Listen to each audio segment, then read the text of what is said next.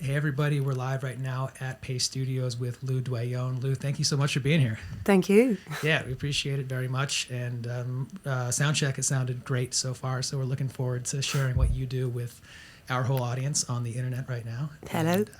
And, so you're going to do, congratulations, by the way. Soliloquy just came out on February 1st.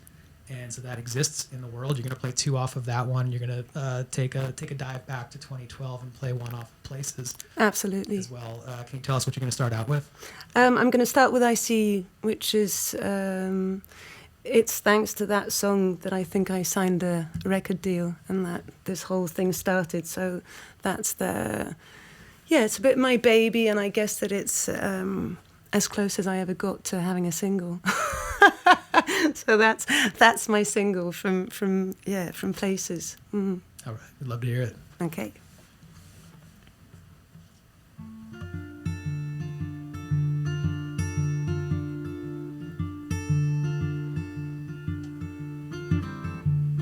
I wake up some mornings, think out not as often as I used to. Slow and heavy from dreams with you. You found a way back in, once again my long lost friend, and it's funny to see that after all these years I miss you the same.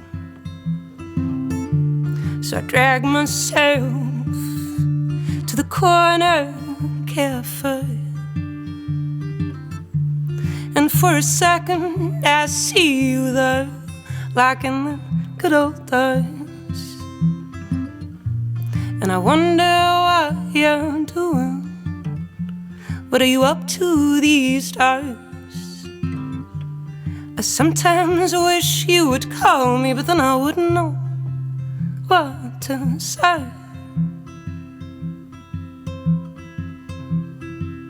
And I see you in every cab that goes by, and the strangers at every crossroad, in every bar. Yes, I see you in every cab that goes by, and the strangers at every crossroad, in every bar.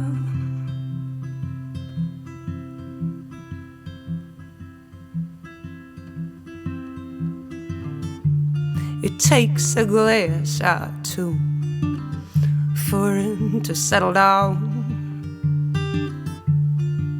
for your shadow to stop following me around. I find myself walking back to all the places we knew, and dreaming and wishing to somehow run into you. And of course I wonder, does it happen to you? Does my ghost ever come looking for you? 'Cause all that's left now are my dreams and memories. But I'm glad you came through my life and put your stain on me.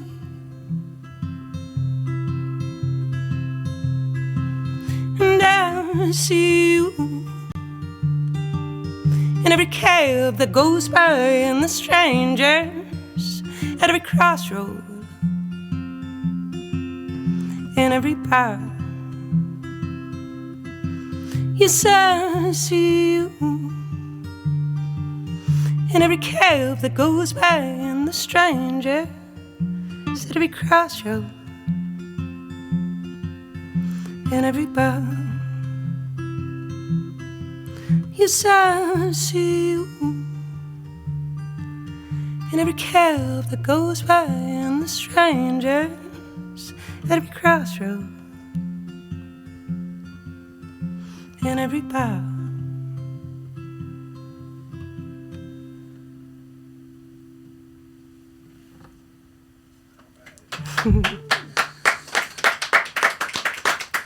All right, thank you, Lou. That sounds great. Thank you.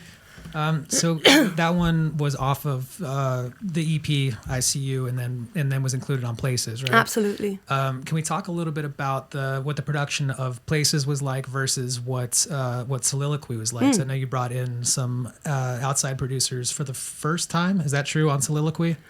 On Soliloquy, the thing that was fun was to work with a variety of producers. I worked with actually 3, and I guess that for the first album, what was strange is that you realise that when you write your songs, you kind of, especially I find on an acoustic guitar, because they can be kind of fragile in a way. If it was drawing, it's like drawing, doing a pencil drawing. If it's pretty that way, no one dares add stuff to it, or they dare put little sweet things around, but no one dares really to shake it around. So first album I did everything on acoustic guitar, worked with one producer who very kindly did production around, being very, very careful of what to put around. Second album the same with Taylor Kirk from Timber Timber, where we worked together, but the same, he knew all the songs on acoustic guitar and was very delicate and kind and kind of working with me like if I was a very fragile being. For the third album, I thought, fuck that kind of sweetness. I was like, come on, you can shake them around. So I thought, trick is maybe it's because they're on acoustic guitar that everyone's being extremely sweet and kind about it.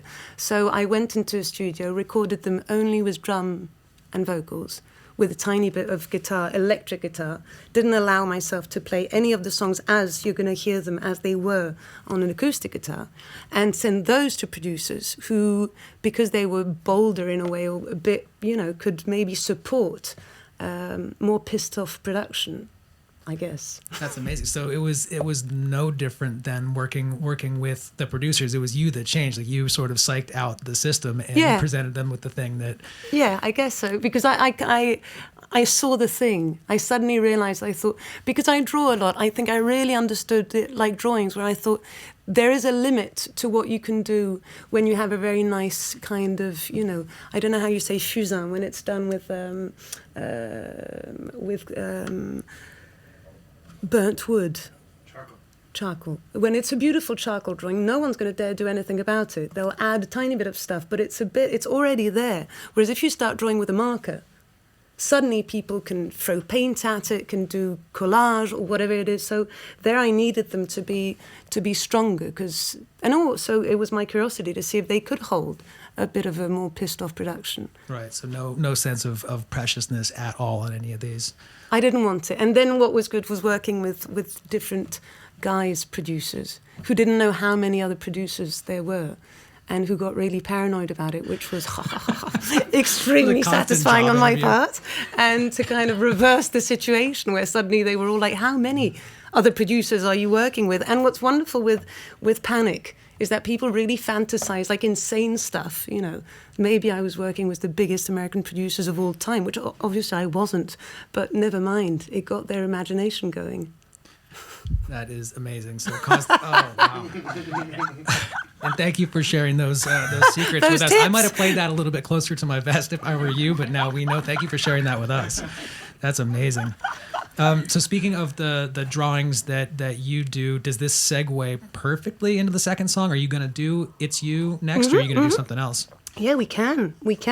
Yeah, for It's You, what was fun was that it was the only baby kind of, where I knew that song, I liked it on an acoustic guitar, and I knew that it wasn't going to survive production, or I didn't want it to have to go through production. So I kept it that way, and when all the other songs were done, I thought, how do I keep it that way without it just being, oddly enough, an acoustic song in the middle of an electric album? And I thought, maybe if I ask someone to sing it with me, it will, have a reason to be there. And the only idea I had was Cat Power, where I thought, God, if she would be into it, wouldn't that be wonderful?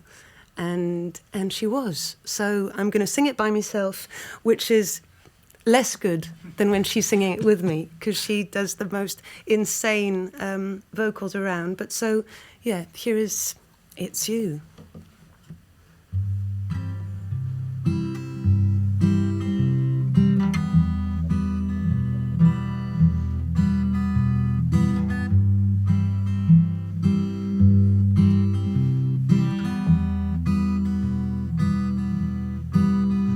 it seems hard to believe it's still you I'm talking about. Yes, wherever I start, I end up with you. And I know for a fact it's got little to do with the stranger I see. It's just that I miss who I used to be. So I walk away and pretend it's not you that I'm running from. And just when I think that I'm free, I bump into you. And I wish I could change, 'cause it's all been said. I wish I could end this sick little game I play.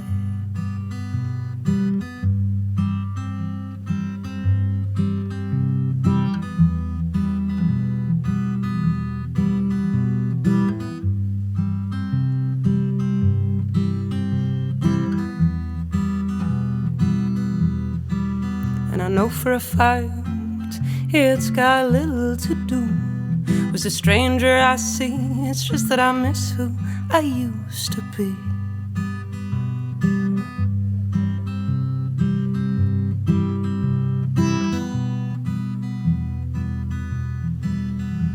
Yes, wherever I go, it's with you. And if I ever forget, there's one to talk about you. And whatever they say, whatever you do, my love will remain exactly the same for you. Yes, right till the end. It's just me and you, hand in hand. It's just me and you, hand in hand. It's just me and you, hand in hand. Just me and you.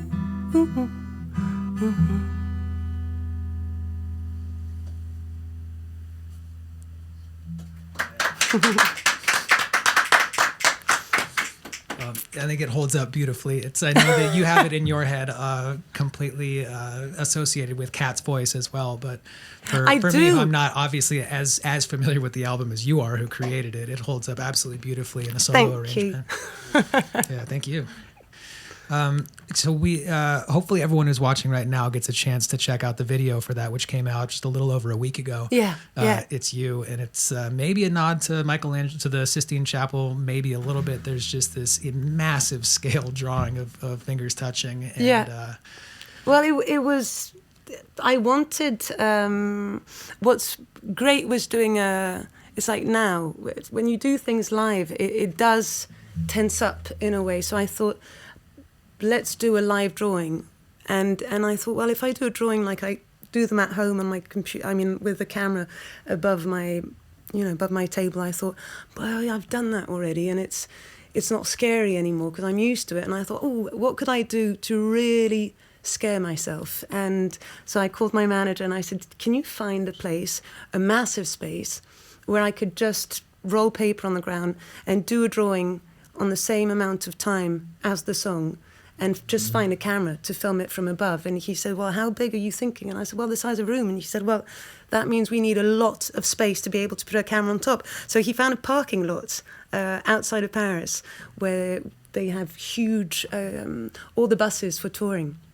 And so it was this massive space. And I got there was my sister Lola, who was just laughing her head off, saying, you're completely mad. I couldn't even find paper that was big enough. And then I thought, well, what do I draw with?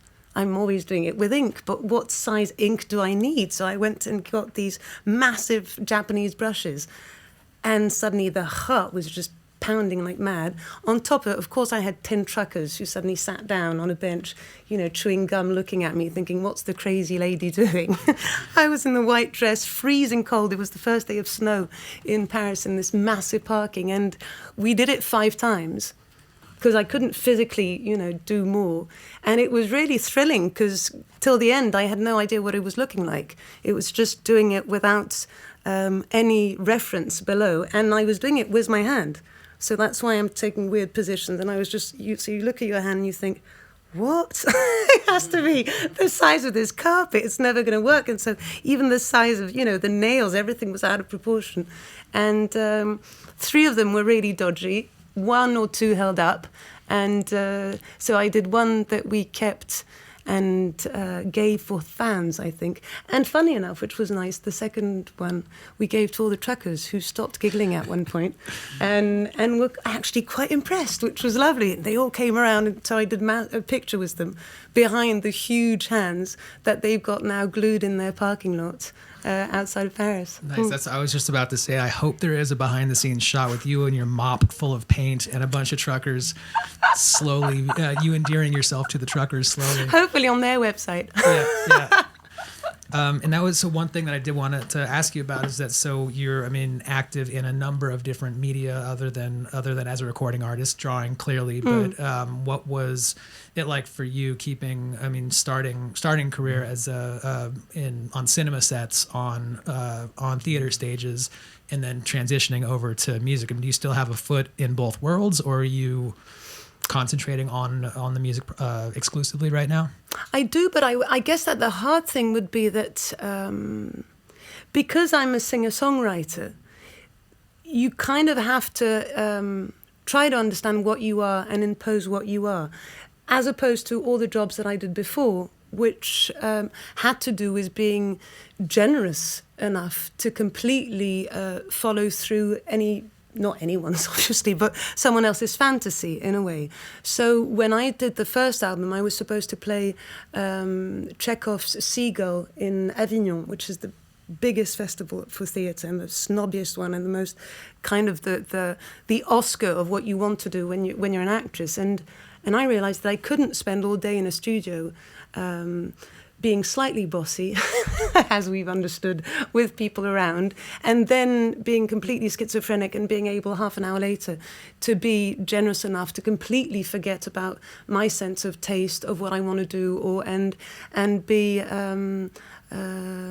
under someone else's hands and even saying words that aren't mine. So for a time it was hard to choose. I think that now that I've spent the last 6 years doing nearly only music and being the boss of everything that I have been doing, whether it's drawing or I did some theatre with a friend of mine, but a very kind of hardcore Beckett monologue, and that was nice just for the kind of the brain and the spine to get back to something extremely hard. But otherwise, to go back to a bit of a light comedy movies, I think I would be absolutely incapable of doing that now.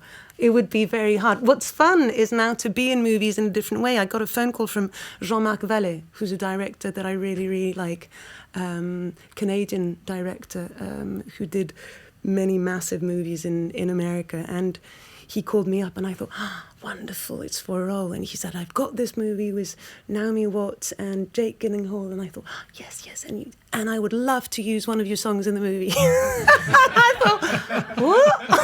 And then I thought, oh, well, all right then. And so now that's how I'm in movies. I'm singing in the kitchen while they're having an argument. So why not, close the door and I get through the window. I don't know. Amazing. And you're still the boss. So that's amazing. Absolutely. Yeah. I guess that maybe it's my bulldog side that takes over now. And what's funny is that people in the movie industry or in the theatre industry really fantasize the music industry.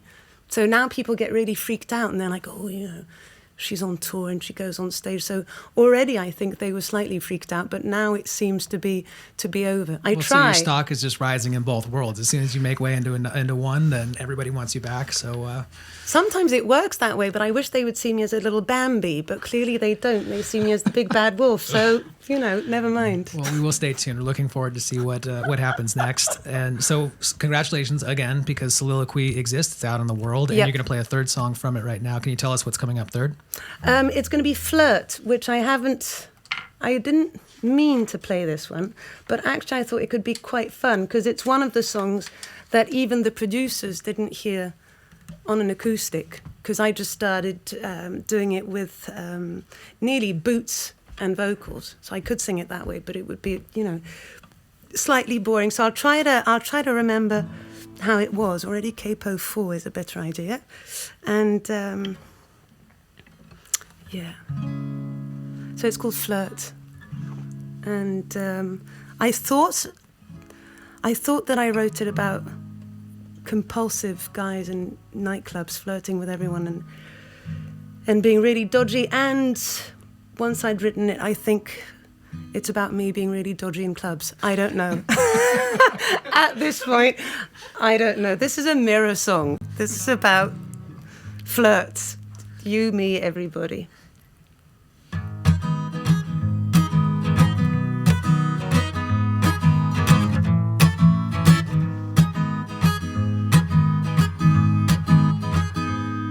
You're such a flirt. Yes, you spin it just to see your power, your possibilities, however we. Or with your slow pace and your roving eyes, I watch you scan the room. Who will surrender to your power, maybe me. You keep your door like you fly, always open, ready to try and taste them all. Well, I dum-dum-dum cry. Well, I dum-dum-dum cry. You're such a tease. No, I never see you coming, but by the time we start talking, you've disappeared. Or with your sulky brow and your moody lips, always hiding to be seen by the Mary who are also ready with a fall. You keep your door like your fly, always open, ready to try and taste them all. While I dum-dum-dum-dum cry. While I dum-dum-dum-dum cry. You're such a flirt. Yes, you spin it just to see your power, your possibilities, however we. Or with your slow pace and your roving eyes, oh, I watch you scan the room. Who will surrender to your power, maybe me. See, that's me taking the piss out of flirts. You keep your door like your fly, always open, ready to try and taste them all. While I dum-dum-dum-dum cry. While I dum-dum-dum-dum cry. While I dum-dum-dum-dum cry. While I dum-dum-dum-dum cry.